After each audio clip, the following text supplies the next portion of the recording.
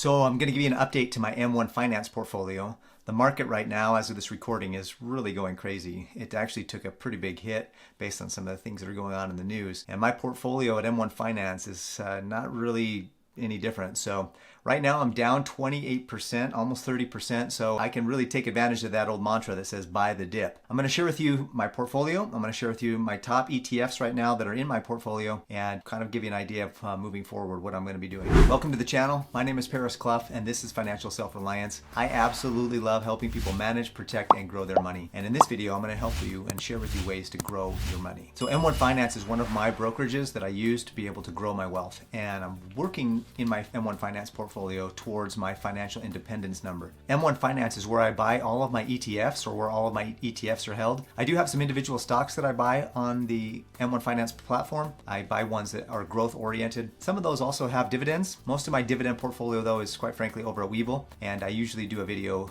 about that every other Friday. So in this video though, I'm going to share with you my M1 Finance portfolio, some of the things that are going on there, and kind of my top ETFs that I have right now, and maybe share with you some of the stocks that I have, the growth stocks that I have in that portfolio. Okay, so this is my portfolio over at M1 Finance. As you can see, I'm at just under about 13 and a half, just over 13 and a half thousand. I've put in quite a bit more than that. As you can see, I've had a loss of 3,500. I'm down 28%, 28.15%. Thank goodness for the old buy the dip mantra, because right now I've got a lot of opportunities to buy the dip. I put in about $100 a week into this portfolio, so hopefully we're going to see some things. I'll share with you what I've actually bought this last week and in a minute here as well. So right now, what I have with M1 Finance, just so you kind of get an idea if you don't have an M1 Finance or haven't ever seen M1 Finance, what they do is they create what are called pies. You see where it says share this pie. So this pie has slices. So that my portfolio is a pie. And that down here, each one of these slices then becomes a pie. So this is my Dividend ETF pie here. So within each of these slices from my main portfolio, it creates a pie of its own that has slices within it. So in my dividend pie, I have several slices here, and the top performing one for this last little while here is SPYD, ticker symbol SPYD. So let's take a look at that one and see what's going on there.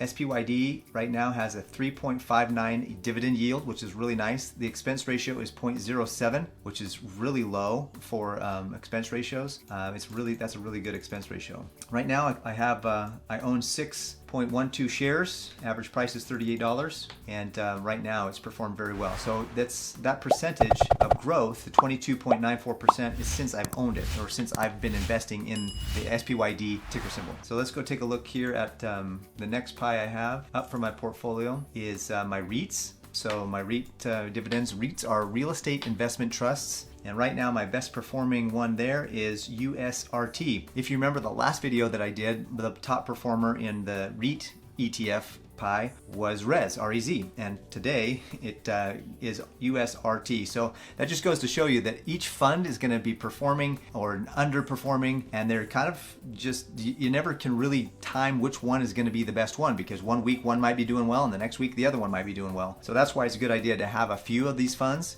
that are the really good ones. That way you can make sure that you're going to have a good diversity. So this fund produces a 2.5% yield. Expense ratio is 0.08, which is really good. I own 6.5 shares. Average price is $55 a share, and that has a 8.73% return since I started investing in it. So you can see that I started investing here, and now it's the value is up here, but there's been some ups. There's clearly some ups and some definite downs over here, as you can see how it tracks this chart. So let's take a look at the next one up for my portfolio, which is going to be my indexes pie. Now this pie holds all the indexes that I want to be in. There's VOO, which is the S&P 500. There's QQQ. There's VXUS, which is Vanguard's total international stock. And so then VTI, which is the total stock market in the US. So between VXUS and VTI, I pretty much own the world, as they say. Although right now it doesn't look like the world's doing very well, with a negative 20% return, a negative 16% return internationally. So that's why I kind of feel good about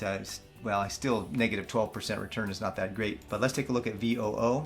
VOO has got a dividend yield of 1.51. Expense ratio is 0.03. So that's a really low expense ratio. VOO and VTI are kind of those ones that are the go-to for anybody who wants to be invested in the index world. So right now, if you're invested in VTI, you're going to see that it's at 0.03 as well. 1.49 dividend yield, and it's down. The price right now is $199 a share for that. So if you you need to get in, or if you want to get in, now's a good time. One of the reasons why I like M1 Finance, by the way, is because it allows you to buy what is called fractional shares. So you can see here how many shares I own at 5.83115. That's because I can put whatever dollar amount I can into this fund, and it will buy whatever shares that dollar amount will allow me to buy. So if you're worried about not having $200 to be able to buy a share, but you only have 50, we'll put the 50 in, and then the 50 will give you a fraction of a share, which is going to be about a quarter of the share. And then every month, or however often you can put in that $50, it's going to allow you to buy up shares or fractions of a share, as many as you can buy with that money. And so that's a great way to just dollar cost average. What that's called is as you put more money in every month, or every whatever interval you put it in, then it's going to give you the opportunity to continue to buy shares. As those prices go up and down, you'll buy more when the prices are down, and you buy less when the prices are up. But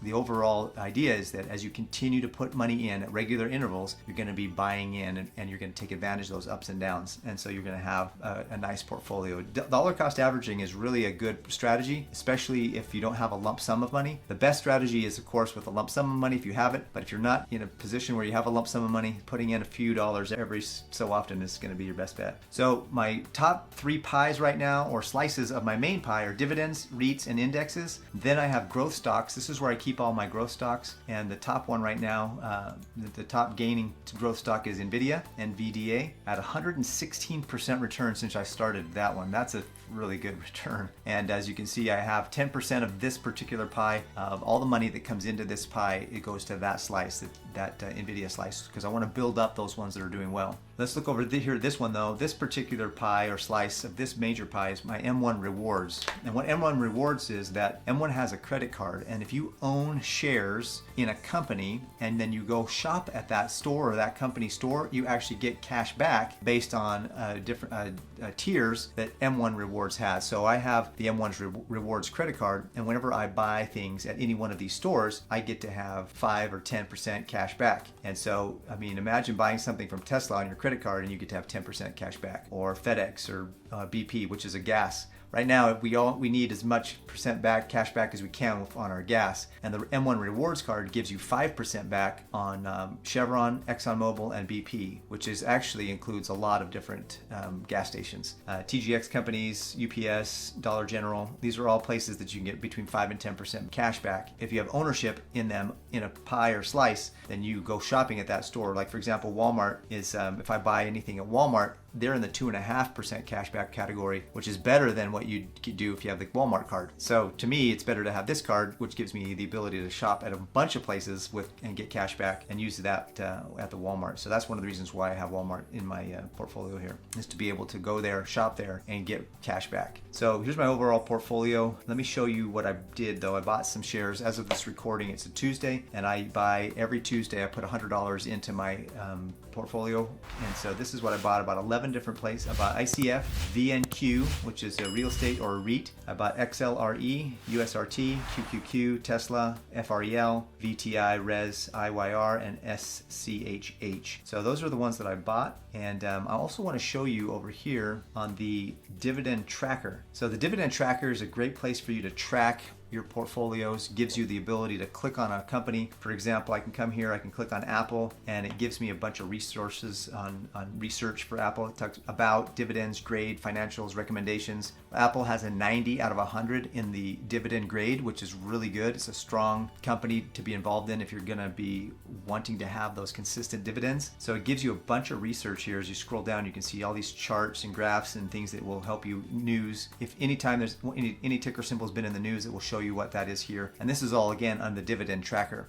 Now the Dividend Tracker has a free version that you can check out in the description below. I'll put a link, but it also has a paid for version, which gives you even more access to more things. And so I think it's a really good, I think it's worth it. I got it. It actually kind of compares to Simply Safe Dividends. I don't know if you've done that, but it's quite a bit less expensive than the Simply Safe Dividends. So you can come down here. One of the things I wanted to show you, this payout calendar, is if I go here to my M1 Finance payout calendar, it shows all the different dividends that I'm going to get in my M1 Finance account. And so I have a lot of monthly payers. You can see CLM, DIVO, JEPI, that's a huge one, QYLD, SPHD are some monthly payer. So these are some really good dividends and paying stocks and positions to be in. And ETFs are great for, there's a lot of great ETFs, I should say, for dividends. And so if you want to really invest in dividends and you're not sure which stock to buy, then go pick an ETF which actually diversifies across several stocks, and you'll give you the opportunity to have a good investment that's diversified already in and of itself. And then what it will do is it'll give you the opportunity to have dividends as well. So great opportunity. The next thing I want to show you is my Seeking Alpha, my M1 Finance Seeking Alpha account. This kind of goes through and shows right now, if you go over here to the quant ratings and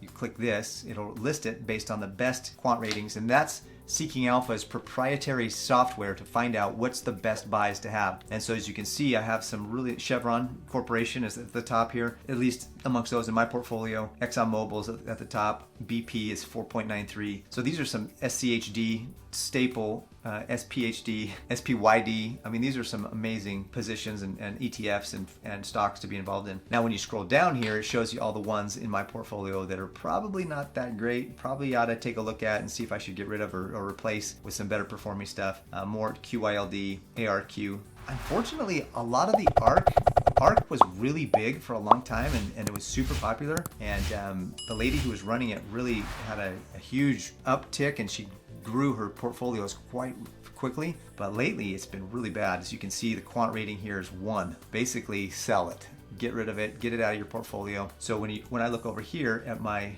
portfolio at M1 Finance, my ARK ETFs, I have a whole pie, or a slice of the main pie in all the ARK ETFs. So I have 1, 2, 3, 4, 5, 6. They have 6 ETFs, and I have 6 slices in this ARK ETF pie that will give me the ability to have investments in that. And look, you can see that the one that has lost the least is 34% down, and then one that's lost the greatest is almost 80% down. You can see these 4 right here, over 70% loss. So clearly there's something that Cathie Woods needs to change in order to turn the ship around. We need a U-turn, Cathie. We need a U-turn here on some of these ETFs. Holy smokes. So I reduced the amount of my percentage going into the ARK ETF to 8%. It was near 10 or 15% earlier, and I just thought, you know what, I need to rearrange this and get more and more of my portfolio up in here to these index, the REITs, and the dividends. Every time I put money in, 24% should go to dividend ETFs, 25% should go to REIT ETFs, 25% to indexes, 9% will go to my growth stocks, 9% to my M1 rewards pie, and then 8% to my ARK ETF pie. M1 Finance is a great platform. If you click the link in the description below and you sign up to get involved with the M1 Finance and you open an account, you'll actually be able to get $50 given to you as just for opening an account. What a great way to start your investment journey, by opening an account and getting $50 free. I don't know of a better way to get 50 bucks. The other thing I wanted to say was that if you missed my last video, you can find it here. Go ahead and subscribe to the channel up here and check out the video YouTube thinks you might like up here. I hope you got a lot out of this video. I hope you have a great day, and I look forward to seeing you on the next one.